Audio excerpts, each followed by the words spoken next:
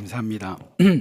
오늘은 마태복음 16장 13절부터 16절까지 말씀을 가지고 너희는 나를 누구라 하느냐라는 제목으로 함께 나눌 텐데, 제가 허유명 성도님하고 눈이 마주쳤는데 이렇게 기분이 너무 갑자기 좋아져서 저의 기쁨이십니다. 그냥 기쁨조와 같이 보면 그냥 기뻐 주시는 분인데, 우리 함께 말씀을 함께 먼저 13절부터 16절까지 말씀 같이 한번 보겠습니다. 함께 읽어봅시다. 시작. 예수께서 빌립보 가이사랴 지방에 이르러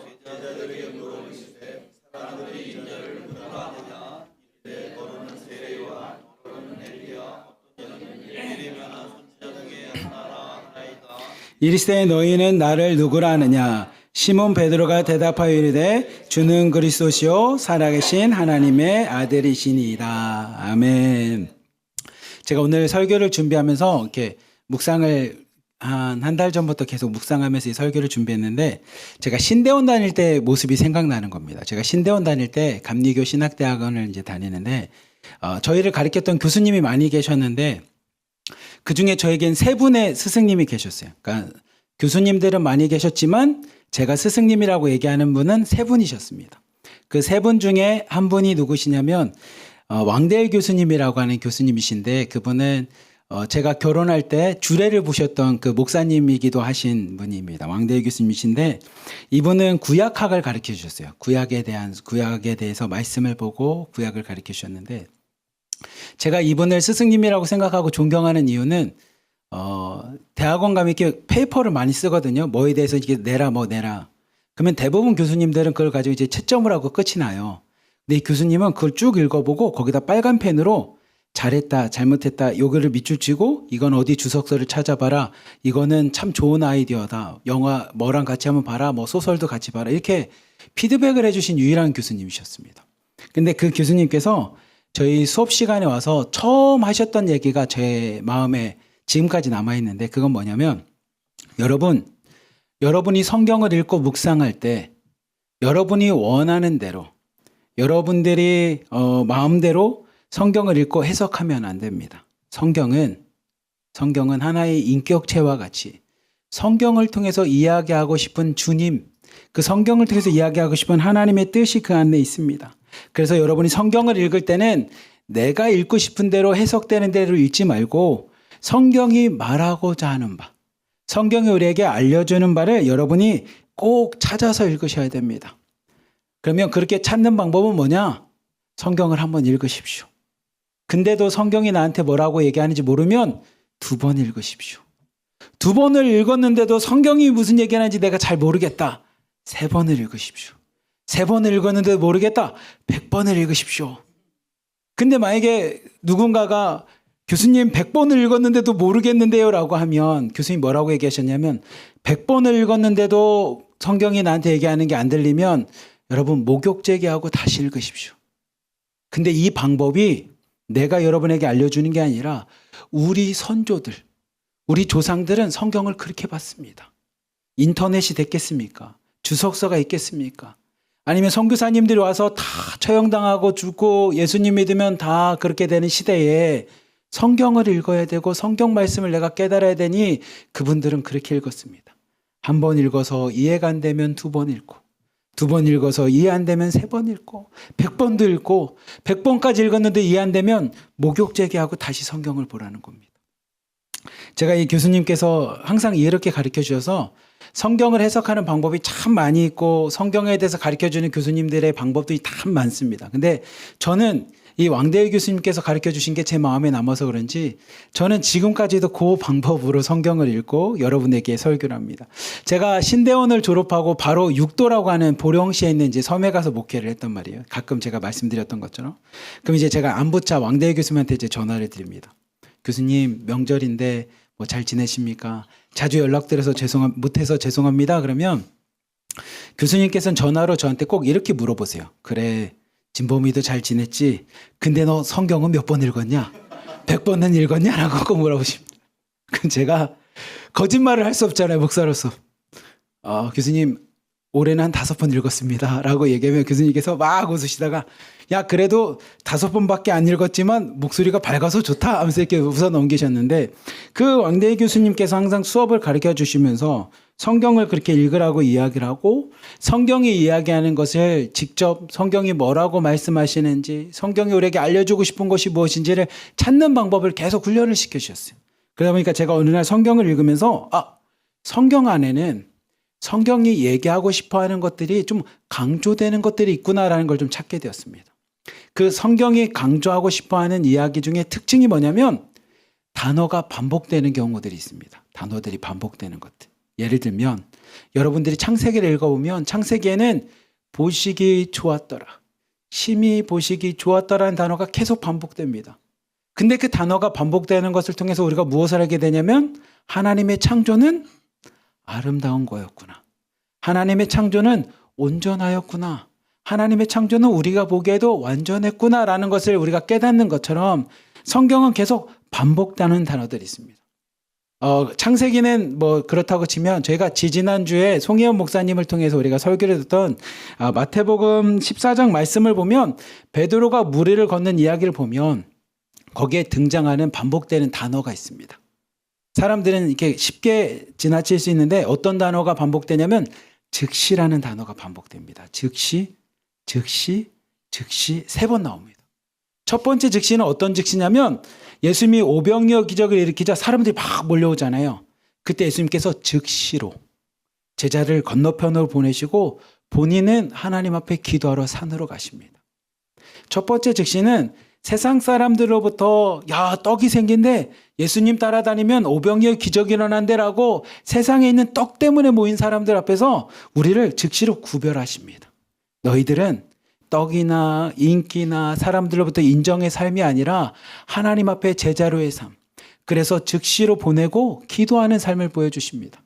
근데 그렇게 예수님과 함께 했던 제자들이 풍랑을 맞아서 고생하고 있을 때 성경은 두 번째 즉시가 등장합니다. 즉시로 예수님이 가서 그들을 구원해 주십니다. 그때 베드로가 유령이다라고 얘기를 하게 되고 진짜 주님이시면 저도 걷게 해주십시오라고 해서 이제 걷습니다. 우리가 예수님 만나서 은혜 받고 막 기쁨이 충만할 때의 삶입니다. 근데 또 세상 가운데 있다 보면 풍랑도 보이고 바람도 보이니 빠져들어갈 때 베드로가 주여 저를 구원해 주십시오라고 이야기했을 때 세 번째 즉시합니다. 즉시로 주님이 손을 내밀어서 우리를 구원해 주십니다.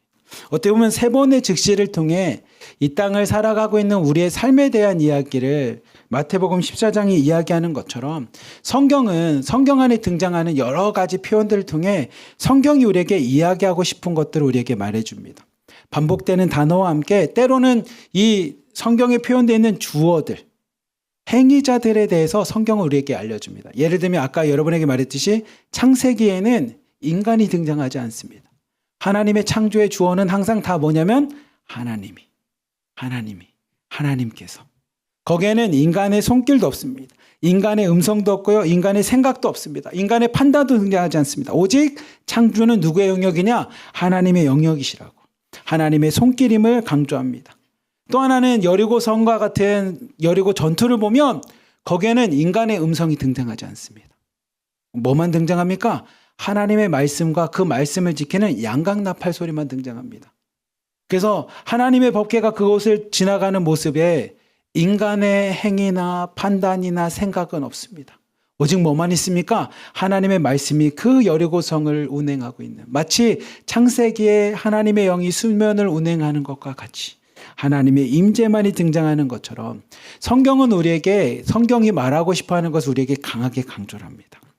근데 제가 여러분에게 이 서두로 이 얘기를 길게 장황하게 이야기한 건 오늘 말씀이 마태복음 16장 또한 성경이 우리에게 강조하는 것이 등장을 합니다. 16장 보면 16장 1절부터 4절을 통해서 성경은 누구를 강조하냐면 이 바리새인과 사두개인이라고 하는 이 종교 지도자들에 대한 이야기를 합니다. 우리 함께 1절부터 4절까지 말씀 같이 한번 봅시다. 시작. 바리새인과 사두개인들이 와서 예수를 시험하여 하늘로부터 오는 표적이 보이기를 청하니 예수께서 대답하여 이르시되 너희가 저녁에 하늘에 붉으면 날이 좋겠다 하고 아침에 하늘이 붉고 흐리면 오늘은 날이 굳겠다 하나니 너희가 날씨는 분별할 줄 알면서 시대의 표적을 분별할 수 없느냐. 악하고 음란한 세대가 표적을 구하나 요나의 표적밖에는 보여줄 표적이 없느니라 하시고 그들을 떠나 가시니라. 아멘.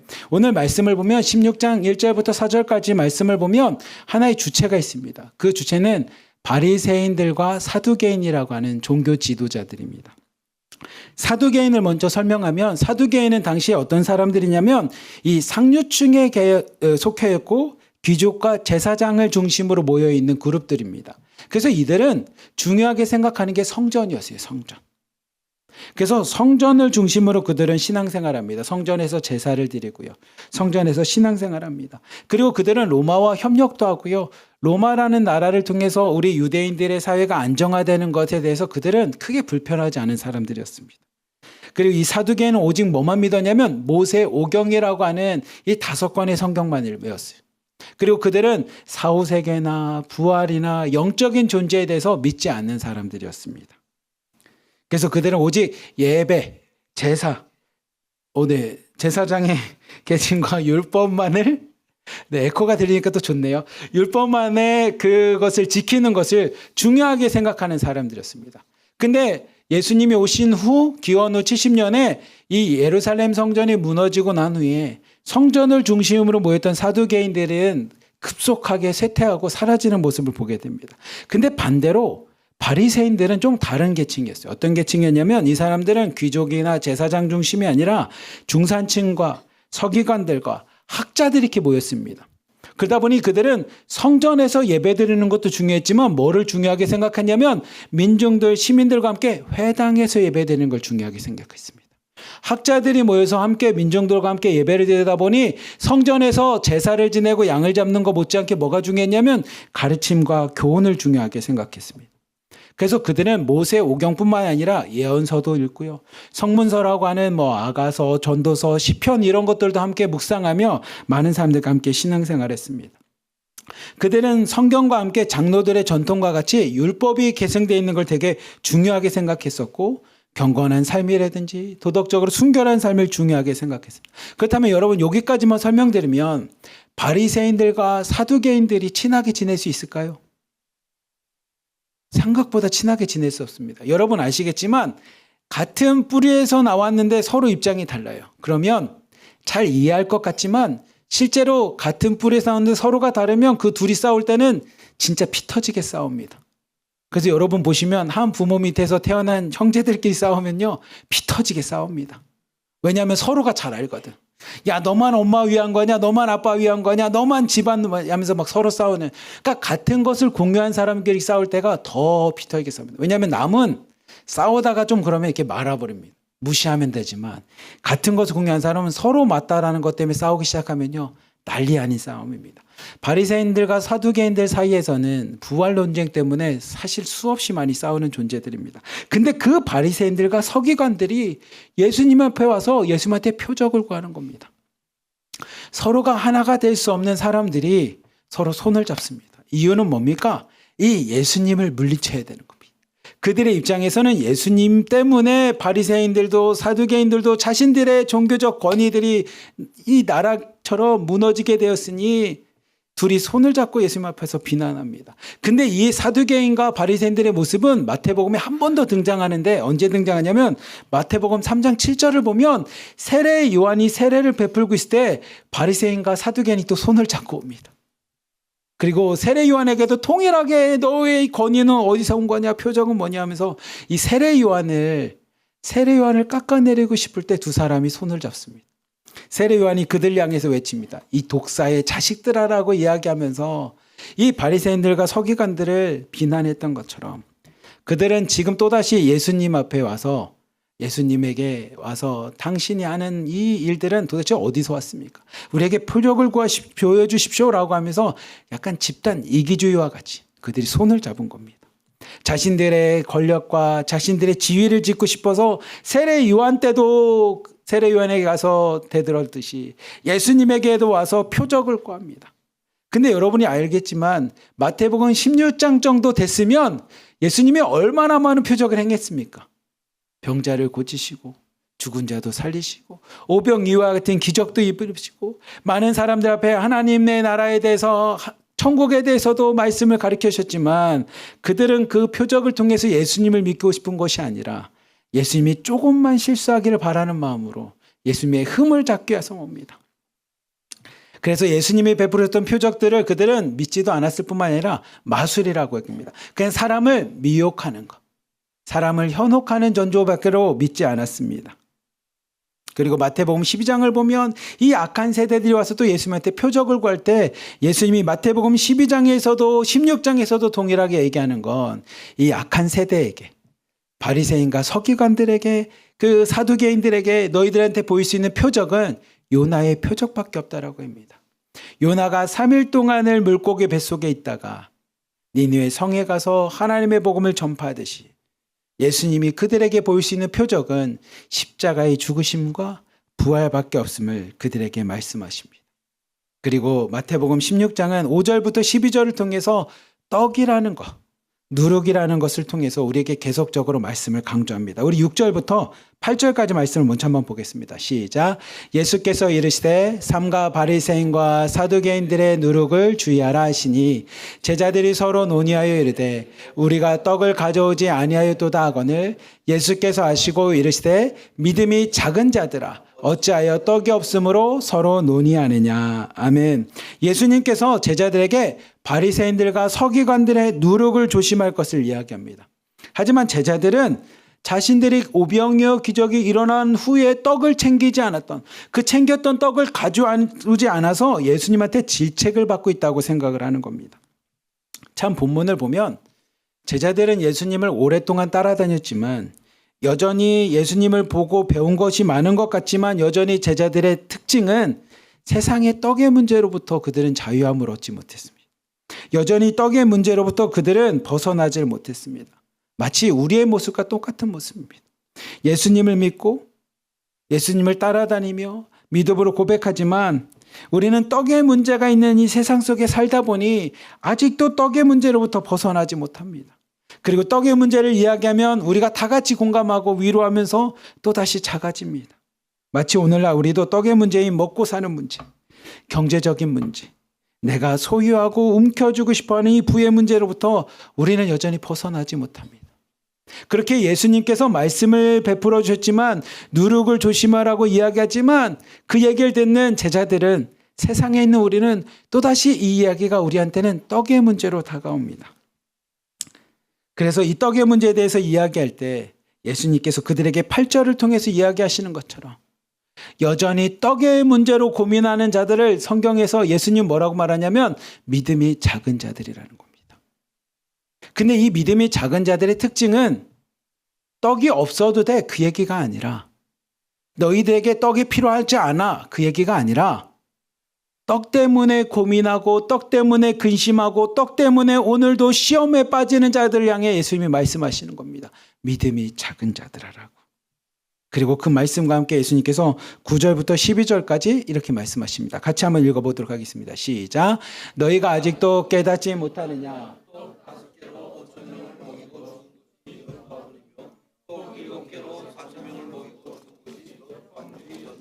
기억하지 못하느냐. 어찌 내 말한 것이 떡에 관함이 아닌 줄을 깨닫지 못하느냐. 오직 바리새인과 서기관들의 누룩을 주의하라 하시니 그제서야 제자들이 떡의 누룩이 아니요 바리새인과 사두개인들의 교훈을 삼가라고 말씀하신 줄을 깨달으니라. 아멘. 예수님께서는 우리가 떡을 먹는 존재고 떡을 먹고 사는 존재고 떡이 필요한 존재라는 것을 아십니다. 그리고 그것을 채워주시는 분이십니다. 그렇게 여러분 9절부터 12절을 보면 예수님께서도 그 제자들에게 야, 이 믿음이 작은 자들하고 끝내지 않고 무엇을 얘기하냐면 오병이어 사건, 칠병이어 사건을 통해 너희들에게 필요한 것을 내가 채워주지, 너희들에게 필요한 것을 내가 알지라고 예수님이 분명하게 말씀하십니다. 그리고 예수님께서는 그 문제에 대해서 내가 기억하고 있고 그것에 대해서 내가 돌보신다라는 것에 대해서 분명히 얘기합니다.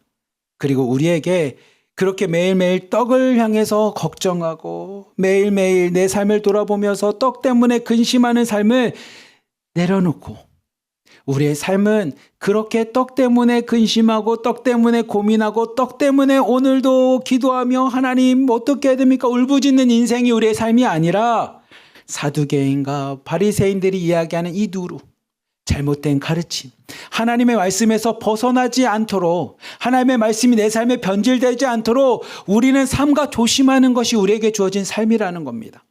세상 사람들은 떡의 문제로 살아가는 존재이지만 우리가 예수님을 믿는 자가 되었다면, 믿음으로 주님의 자녀가 되었다면 이제 더 이상 떡의 문제 때문에 고민하고 떡 문제 때문에 근심하는 인생을 내려놓고, 그것은 믿음이 작은 자의 삶이고, 우리가 바라봐야 될 삶은 뭡니까? 내 삶 가운데 하나님의 말씀을 내가 잘 지키고 있는지, 그 말씀이 변질되지는 않았는지, 오늘 내가 하나님의 말씀대로 잘 생활하고 있는지, 그 말씀 앞에 내가 온전히 서 있는지를 먼저 돌아보는 인생을 살라라는 겁니다. 그래서 예수님께서 제자들에게 이야기하십니다. 바리새인들과 사두개인의 누룩을 조심하라고 이야기합니다.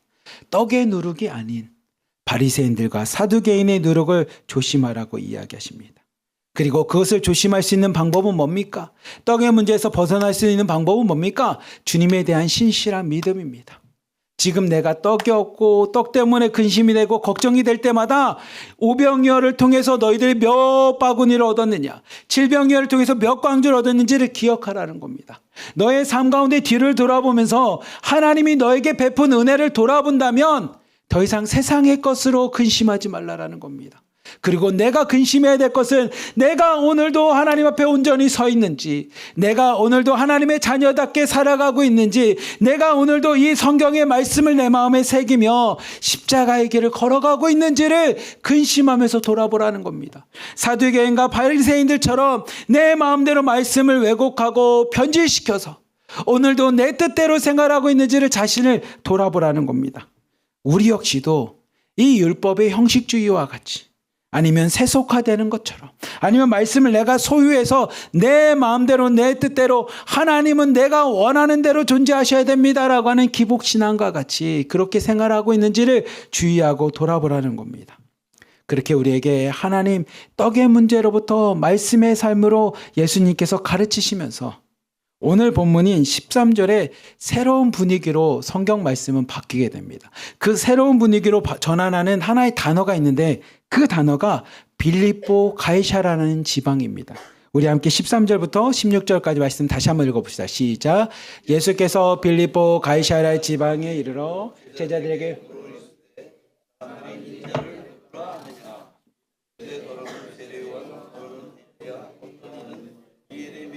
선지자 중에 하나라 하나이다. 이르시되 너희는 나를 누구라 하느냐? 시몬 베드로가 대답하여 이르되 주는 그리스도시요 살아계신 하나님의 아들이시니이다. 아멘. 이 빌립보 가이사라고 하는 지역은 갈릴리 호수, 갈릴리 바다의 약 북쪽으로 40km 정도 떨어진 곳이라고 합니다. 그 헬몬산이라고 하는 이 산의 기슭에 있다는데, 제가 구글 어스에서 한번 이렇게 검색을 해봤습니다. 그랬더니 이렇게 등장을 합니다. 저 위치를 합니다.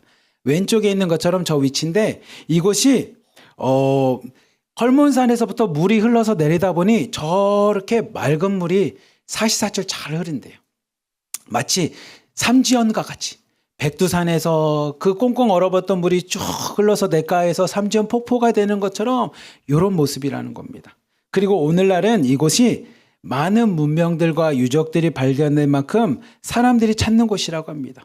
그래서 이곳은 여름에서부터 가을까지, 그리고 그 지역의 초여름까지 눈이 덮여있는 헐몬산을 볼 수 있는 곳이라고 합니다. 그리고 이곳은 기원전 3세기경에는 당시 그리스 로마 신화에 등장하는 판이라고 하는 신에게 바쳐졌던, 헌정됐던 도시가 이 지역입니다. 그래서 한 장 더 PPT 한번 넘겨주시겠습니까? 예, 여기 보시면 이 지역에 보면 이렇게 신전들이 많이 있대요. 동굴들도 많고 신전들도 많답니다. 우리 아이들이 그리스 로마 신화를 읽어보면 거기에 판이라고 하는 신이 등장하는데, 그 신, 목축과 농경을 담당했던 그 신에게 바쳐졌던 지역이 이 지역이라는 겁니다. 그래서 이 판이라고 하는 이 신은 갈대 피리를 만들어서 이 피리로 가지고 사람들이나 음악을 좀 했었고요. 그리고 페닉이라고 하는 단어가 이 판이라고 하는 신화와 함께 연관되어 있는 공포스러운 소리와 관련된 것도 이거고요. 메아리라고 하는 소리가 이 판이라고 하는 신화와도 연관됐다라고 이야기합니다. 근데 주전 4세기경에 헤롯 대왕이었던, 우리로부터 되게 유명했던 아우구스투스, 즉 가이사라라고 하는 이 카이사르라고 하는 대왕이 이 지역을 점령을 했었고요. 기원 후에는 이 헤롯 빌립이라고 하는 분봉왕, 이 지역을 다스리는 왕이 이곳을 다시 재건을 하고 나서 당시 로마의 황제였던 카이사르라는 이름과 자신의 이름을 합쳐서 빌립보 가이사라라는 이름을 지었게 됐습니다. 그래서 보시면 이 빌립보 가이사라는 지역은 그리스 로마 신화에 등장하는 판이라고 하는 신에게 바쳐졌던 베니아스라는 지역이었습니다. 그래서 이 신은 목축과 농업을 담당하고 음악을 담당하던 신이었고요. 그리고 기원 후에는 로마 제국의 황제였던 가이사르 아우구투스라고 하는 이 카이사르라고 하는 로마의 황제의 이름과 그 아들이었던 빌립이라고 하는 자신의 이름을 합쳐서 빌립보 가이사라고 하는 이름이 지어진 곳이 이 지역입니다. 근데 여러분 북한에서 사셨던 분들은 잘 아시겠지만 황제 그다음에 위대한 수령이라고 하는 이 수령이 방문을 하거나 뭔가를 하고 나면 거기에는 뭐가 세워지냐면 그 지역에는 동상이 세워집니다. 그리고 그 지역에는 뭐 영색탑 같은 게 세워집니다. 이 당시에 빌립보 가이사라고 하는 지역 역시도 황제의 동상이 세워진 곳입니다. 한쪽에는 신전이 있었기 때문에 판이라고 하는 신의 신상이 세워진 곳입니다. 여러분 한번 머릿속에 잘 생각해 보십시오. 그냥 단순하게 빌립보 가이사라는 게 아니라 이 지역은 많은 사람들이 종교와 이방 신들과 철학들이 있었던 것처럼 그리스 로마 신인 판이라고 하는 신전이 있었던 곳입니다. 그리고 가이사라라고 하는 카이사르라고 하는 황제와 함께 그 지역을 다스렸던 로마의 황제의 동상이 있는 곳입니다. 마치 여러분들이 북한의 지역이나 뭐 이미지를 찾다 보면 김일성, 김정일, 뭐 김정은 같이 우상이 되면 김일성과 김정일의 동상이 있는 것과 같이 큰 동상 앞에 그 지역을 지나갈 때 예수님께서 질문하는 겁니다. 사람들은 인자를 누구라고 하냐라는 겁니다. 신전이 있고 황제의 동상이 있는 그곳에서 제자들에게 물어보는 겁니다. 나를 세상 사람들은 누구라고 하냐라는 겁니다. PPT를 한 장 띄워주시면 그리스 로마 시대에 있었던 이 지역은 로마의 철학과 종교 사상이 많았습니다. 이방 신들과 우상들과 이방의 문화가 가득한 곳입니다. 그 땅입니다. 그리고 빌립보 가이사라는 로마 황제가 다스려서 로마의 통치가 있는 곳입니다. 로마를 섬기는 곳입니다. 그런 곳에 신들의 도시, 황제의 도시에서 예수님께서 말씀하십니다. 인자를 사람들은 뭐라고 하냐라는 겁니다. 여러분 신전도 황제의 동상도 결국은 떡의 문제입니다. 내가 이방신을 섬기고 잡신을 섬기고 점을 보러 다니는 이유가 뭡니까? 떡의 문제입니다. 먹고 사는 문제입니다. 소유에 대한 문제입니다. 황제의 논리가 뭡니까? 다른 사람보다 높아져야 돼, 성공해야 돼, 사람들보다 더 나은 삶을 살아야 되라고 우리에게 이야기하는 것처럼 황제의 논리 또한 떡의 문제입니다. 그 떡의 문제가 가득한 땅, 황제의 논리가 다스리고요, 신화와 철학이 다스린 그 땅에서 예수님이 질문하십니다. 제자들에게 사람들은 나를 누구라고 하냐라는 겁니다. 그리고 그 질문 앞에 예수님께서는 그래 사람들은 그렇게 예언자라고도 얘기하고 선지자라고 얘기하는데 그러면 하나 더 나아가 너희들은 나를 누구라고 얘기하냐라는 겁니다. 세상의 철학과 수많은 이방 신들과 떡의 문제가 한정되어 있는 세상의 황제의 논리가 있는 그곳에 사는 너희들은 나를 누구냐라는 겁니다. 베드로가 16절에 대답하듯이 주는 그리스도시요 살아계신 하나님의 아들이시다 라는 그 응답을 했을 때 예수님이 기뻐하십니다. 그리고 17절부터 20절까지 말씀 같이 한번 보겠습니다. 시작. 예수께서 대답하여 이르시되 바요나 시몬아 내가 복이 있도다. 이를 내게 알게 하니는 혈육이 아니요 하늘에 계신 내 아버지시니라. 또 내가 내게 이르노니 너는 베드로라. 내가 이 반석 위에 내 교회를 세우리니 음부의 권세가 이기지 못하리라. 내가 천국 열쇠를 내게 주리니 내가 땅에서 무엇이든 매면 하늘에서도 매일 것이요 내가 땅에서 무엇이든지 풀면 하늘에서도 풀리리라 하시고 이에 제자들에게 경고하사 자기가 그리스도인 것을 아무에게도 이르지 말라 하시니라. 아멘. 우리 17절 말씀 한번 띄워주시면 제가 설교로는 준비하지 않았는데 읽다 보니까 여러분한테 설명해야 되거든요. 바요나 시몬이라고 등장되죠. 바요나 시모나. 시모나는 우리가 잘 알죠. 시몬이란. 근데 바요나가 뭐냐면 바가 누구누구의 아들이란 뜻입니다. 바돌로메라는 뜻이 돌로메의 아들이란 뜻입니다. 바요나가 뭐냐면 요나의 아들 시모나라는 표현입니다. 이건 뭐 제가 설교를 준비한 건 아닌데, 근데 그렇게 주는 그리스도시요 살아계신 하나님의 아들이십니다라고 하는 고백하는 그 베드로를 향해서 이야기합니다. 맞다. 그 신앙, 그 고백이 뭐가 되냐면 교회가 될 거라는 겁니다. 그 고백 위에 교회가 세워질 거고, 그 고백이 교회의 근본이 될 거라는 겁니다. 그리고 그 고백이 예수님이 그리스도시요 나의 구원자시며 하나님의 살아계신 아들이십니다라는 그 고백이 천국에 들어가는 열쇠가 된다는 겁니다. 그 신앙의 고백이 천국에 달하는 비결이 된다는 겁니다. 사랑하는 우리 하나로 드린 교회 성도 여러분, 오늘 말씀을 보면 우리가 사는 세상이 어떤 세상이냐면, 우리가 사는 세상은 빌립보 가이사랴 같은 곳입니다. 여전히 우리가 사는 세상은 황제의 논리가 우리를 다스립니다. 다른 사람보다 높아져야 돼. 경쟁해야 돼. 이겨야지. 아이고, 너 왜 이렇게 찌질하게 살아? 왜 이렇게 비루하게 살아? 왜 이렇게 가난하게 살아? 다른 사람을 등쳐먹더라도 더 많은 것을 가져야지. 소유의 삶을 우리에게 이야기합니다. 경제라는 것을 갖고 우리에게 이야기합니다. 근데 그 이야기가 우리한테 아닙니다. 나는 예수 믿기 때문에 소유, 떡의 문제는 이제 더 이상 신경 쓰지 않을 겁니다. 라고 해서 신경이 안 써지는 게 아닌 것은, 우리는 여전히 떡을 먹고 사는 존재이기에 세상에 있는 사람들이 황제의 논리로 다가왔을 때 우리는 흔들립니다. 그리고 황제의 논리와 같이 이방 신들과 같이 그리스 로마 신화와 철학에서 이야기하는 것들이 여전히 우리 삶에 영향을 줍니다. 그렇게 우리는 또다시 무슨 얘기를 하면 제자들과 같이 떡의 누룩과 같이 떡 문제로 모든 것을 해석합니다. 하지만 오늘 본문인 마태복음 16장을 통해서 우리 얘기하는 건, 네가 진짜 하나님의 은혜를 받았고 예수님을 만났고 예수님의 자녀가 되었다면, 주님의 성도가 되었다면 떡이 필요한 걸 내가 알지. 마태복음 6장을 통해서도 내가 너에게 이야기하는 것처럼 너희에게 떡이 필요하지. 그런데 이제는 믿음이 생겼고 이제는 주의 자녀가 됐다면 여전히 떡의 문제 때문에 있는 믿음이 작은 자의 삶이 아니라, 무엇을 마실까, 무엇을 입을까, 무엇을 먹을까에 대해서 염려하는 이방인들과 같은 삶을 사는 게 아니라, 황제의 논리 속에 있는 세상 사람들과 같은 삶을 사는 것이 아니라, 떡은 내가 채워줄 것이니 너에게 필요한 떡의 삶은 내가 너에게 오병이어와 칠병이어의 기적을 일으킨 것처럼 주님이 너희들의 필요한 것을 아시니 너희들이 이제 무엇을 위해서 사는 거냐? 하나님의 말씀을 위해 사는 겁니다. 십자가의 삶을 살아가는 거라는 겁니다. 믿음의 삶을 살아가라고 우리에게 이야기합니다. 사랑하는 우리 하나로든께 성도 여러분, 우리는 빌립보 가이사랴와 같이 수많은 종교와 철학, 이방신들과 거짓신, 황제의 논리가 속해고 황제가 다스리는, 그래서 성공과 소유라고 하는 떡의 문제 속에 살아가는 인생 속에 있습니다. 근데 오늘 말씀인 것처럼 그 인생 속에서도 주님은 여러분에게 다가오셔서 하나의 질문을 합니다. 얼마 가졌니? 몇 등 했니? 아니요. 주님은 그 질문하지 않습니다.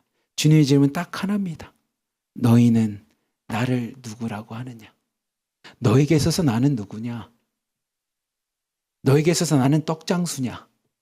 너에게 있어서 나는 은행원이냐? 너에게 있어서 나는 그냥 의사냐? 예수님이 이렇게 질문합니다. 너에게 있어서 나는 누구냐? 그리고 베드로와 같이 주는 그리스도시요 살아계신 하나님의 아들이십니다. 주님은 나의 구원자시고 지금도 살아서 역사하십니다. 그 고백 앞에 주님 말씀하십니다. 그래, 사랑하는 딸아, 사랑하는 아들아, 그것이 교회야. 그렇게 모여있는 공동체가 하나로 드림이야. 그것이 1호방부터 10호방까지야 라고 우리에게 말씀하시고, 그렇게 살아가는 삶이 천국에 들어가는 열쇠고 천국에 들어가는 비결이라고 우리에게 이야기하십니다. 부디 사랑하는 우리 하나님 드림교회 성도 여러분, 주님이 여러분에게 오늘 오셔서 너는 나를 누구라 하냐? 라는 질문 앞에 베드로와 같이 믿음으로 고백합시다. 주님은 나의 구원자이십니다. 그리고 주님은 지금도 살아계십니다. 라고 하는 그 고백 앞에 주님께서 여러분을 향해서 그래, 그것이 내가 이 교회를 세우고 너를 내 자녀 삼고 전국으로 인도할 방법이라고 이야기하는 그 주님의 위로의 음성 듣기를 주님의 이름으로 축복합니다. 그리고 그 질문은 분명하게 이야기합니다. 세상 사람들로부터 누구로 옵니까? 너희는, 나는, 너희는 뭐라고 이야기하냐는 겁니다. 여러분 스스로가 주님의 이 질문 앞에 주는 그리스도시요 살아계신 하나님의 아들이십니다라고 황제의 논리가 다스리고 세상의 철학이 난무하는 필립보 가이사라 같은 세상 속에서 주는 그리스도시요 살아계신 하나님의 아들이십니다라고 믿음을 갖고 나아가시는 우리 하나님께 성도님들 되시길 주님의 이름으로 간절히 기도하며 축복합니다. 이 시간 함께 기도하겠습니다. 하나님, 우리가 사는 세상은 떡의 문제가 중요한 세상입니다. 황제의 논리와 같이 성공이 중요합니다. 내가 얼마를 가졌냐라고 하는 이 소유가 중요합니다. 사람들이 나를 판단하는 하나님 안목의 정욕과 같이 이 생의 자랑과 같이 오늘도 또다시 우리는 그 앞에 무너질 때가 있습니다. 하지만 하나님, 오늘 말씀을 보며 믿음이 작은 자와 같은 삶을 이제 더 이상 살지 않게 하여 주시옵소서. 하나님, 떡의 문제는 주님 앞에 맡기고 하나님을 신뢰하며 주님을 믿음으로 하나님 앞에 다 내어 맡기고 오늘도 나는 말씀을 갖고 살아가는 자 되게 하여 주시고 믿음으로 살아가는 자 되게 하여 주시고 하나님 앞에 빌립보 가이사와 같은 곳에서도 주는 그리스도시요 살아계신 하나님의 아들이십니다라고 하는 믿음의 고백을 갖고 살아가는 믿음으로 승리하는 삶 되기 원하오니 하나님 우리를 만나 주시옵소서. 나의 삶 가운데 빌립보 가이사라에서도 주님이 나의 구원자라고 외칠 수 있는 믿음의 성도들 되기 원하오니 하나님 우리와 함께하여 주시옵소서. 우리 주여 한번 부르짖고 기도하도록 하겠습니다. 주여, 사랑이 많으신 하나님 아버지 감사합니다. 하나님, 오늘 말씀과 같이 여전히 우리가 주님을 믿고 주님의 성도라고 이야기하고 주님 앞에 믿음의 공동체인 교회의 성도라고 이야기하면서도 여전히 떡의 문제 때문에 흔들리고 있다면, 여전히 떡의 문제 때문에 근심하고 있다면, 여전히 떡의 문제 때문에 무너지고 있는 우리의 삶이 있다면 하나님, 다시 한번 우리의 삶을 돌아봅니다. 제자들과 같이 주님과 함께 동행하면서도 여전히 떡을 가져오지 않았으므로 하나님 걱정하고 있는 인생이 있다면, 하나님 믿음이 작은 자와 같은 인생을 살아가고 있다면 다시 한번 고백하며 하나님 앞에 나갑니다. 하나님, 세상의 논리, 황제의 논리가 다스리는 빌립보 가이사라와 같은 인생 속에서도 하나님 주는 그리스도시요 살아계신 하나님의 아들이십니다라고 우리가 믿음으로 고백하며 주님만을 붙잡고 나갈 수 있는 우리의 신앙이 되게 하여 주시옵소서. 그 고백 앞에 교회가 세워집니다. 그 고백 앞에 천국의 구원의 열쇠가 있음을 고백하오니 하나님, 우리가 세상을 살아가는 데 있어서 떡의 문제 때문에 좌절하지 않게 하여 주시고 떡의 문제 때문에 시험받지 않게 하여 주시고 떡의 문제 때문에 오늘도 하나님 앞에 근심하는 믿음이 작은 자와 같은 인생 살아가지 않게 하여 주시며 하나님, 떡보다 더 크신 하나님, 떡을 창조하셨으며 떡을 다스리신 하나님, 우리에게 삶 가운데 생명과 구원 되시는 그 주님만을 바라보며 주님을 온전한 믿음을 갖고 고백하며 주님만을 신뢰하며 나갈 수 있는 아버지 믿음의 의인들 될 수 있도록 하나님 우리를 축복하여 주시옵소서. 주님만을 구합니다. 눈에 보이는 떡이 또다시 무너질지언정 하나님, 다시 한번 일어나서 주님을 고백하며 나가겠사오니 하나님, 더 이상 떡의 문제로 근심하며 눈물 흘리는 성도 되지 않게 하여 주시고 오늘도 내가 하나님 앞에 온전히 서지 않았는지 주는 그리스도 살아계신 하나님이라는 분명한 믿음의 고백이 있는지, 너희는 나를 누구라 하냐라는 그 음성 앞에 또다시 하나님을 나의 구원자라고 고백할 수 있는 믿음의 성도들 다 되도록 축복하여 주시옵소서. 사랑이 많으신 하나님 아버지 감사합니다. 우리는 빌립보 가이사라와 같은 세상 속에 살아갑니다. 하나님, 떡의 문제 앞에 또다시 무너지고 떡의 문제 앞에 또다시 근심하며 떡의 문제 앞에 또다시 울며 주님 앞에 부르짖는 존재입니다. 하지만 하나님, 오늘 말씀과 같이 주님께서 우리에게 다가오셔서 그래서 너는 나를 누구라 하느냐라는 그 질문 앞에 하나님, 베드로와 같은 믿음을 갖고 나가게 하여 주시옵소서. 더 이상 떡의 문제로 근심하는 것이 아니라 주님을 나의 구원자 그리스도시라는 고백과 함께 지금도 살아서 내 삶 가운데 하나님 은혜를 베푸시는 분이십니다라는 분명한 고백을 갖고 나갈 수 있는 믿음의 성도들 되게 하여 주시옵소서. 하나님, 떡의 문제 때문에 세상 사람들과 같이 근심하는 신앙 이제 내려놓게 하여 주시고 믿음이 작은 자의 삶 내려놓게 하여 주시고 오늘도 주님이 살아계신 하나님이시고 나의 구원자이시니 주님과 동행하며 주님이 내 삶 가운데 내 안에 계신지 나는 주님과 동행하고 있는지를 돌아보며 나갈 수 있는 하나님 믿음의 성도들 다 되도록 축복하여 주시옵소서. 주님께서 그렇게 그 믿음의 고백 앞에 우리 하나로 드림교회를 세우시고 하나로 드림 공동체를 세우셨사오니 하나님 이 고백이 사라지지 않게 하여 주시고 이 고백을 갖고 마지막 주님 앞에 가는 순간까지 믿음으로 걸어가는 우리 하나로 드림 공동체 자매님들 성도님들 되도록 축복하여 주시옵소서. 우리를 사랑하시는 예수 그리스도의 이름으로 감사하며 기도드리옵나이다. 아멘.